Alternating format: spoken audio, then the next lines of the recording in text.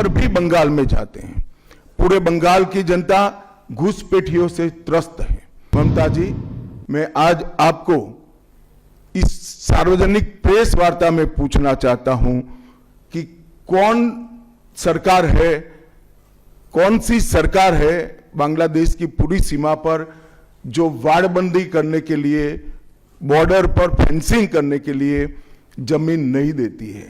आपकी निगहबानी में घुसपैठ कराई जाती है और बंगाल को धीरे धीरे डेमोग्राफी चेंज कर आप आपकी वोट बैंक को पुख्ता करनी चाहते हैं। जहां पर भी बंगाल में जाते हैं, पूरे बंगाल की जनता घुसपैठियों से त्रस्त है। क्या कोई राज्य सरकार ऐसी हो सकती है जो घुसपैठियों की पनाहगाह अपने राज्य को बना दे?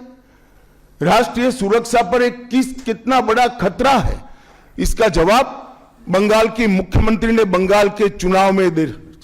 घुसपैठ रोकने के लिए उनके पास क्या योजना है? आर्टिकल 370 हटता है, वो विरोध करती है।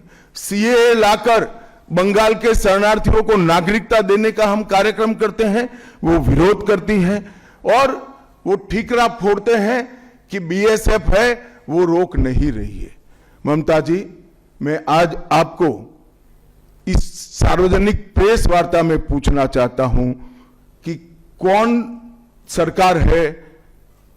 सी सरकार है बांग्लादेश की पूरी सीमा पर जो वाड़बंदी करने के लिए, बॉर्डर पर फेंसिंग करने के लिए जमीन नहीं देती है।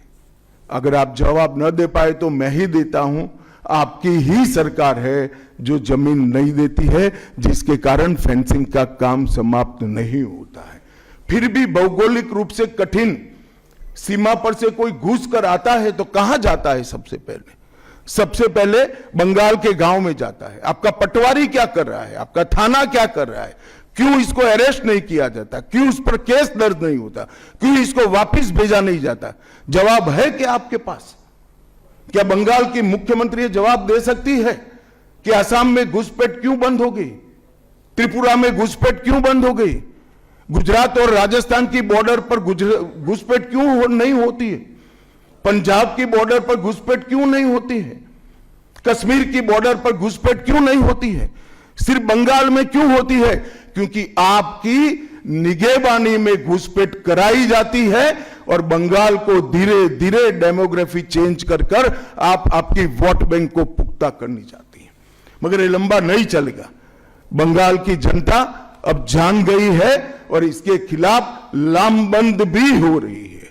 और मुझे मालूम है अगला चुनाव घुसपैठियों को निकालने के मुद्दे पर और घुसपैठ रोकने के मुद्दे पर लड़े जाने वाला है, क्योंकि न केवल ये बंगाल का अब मामला रहा है।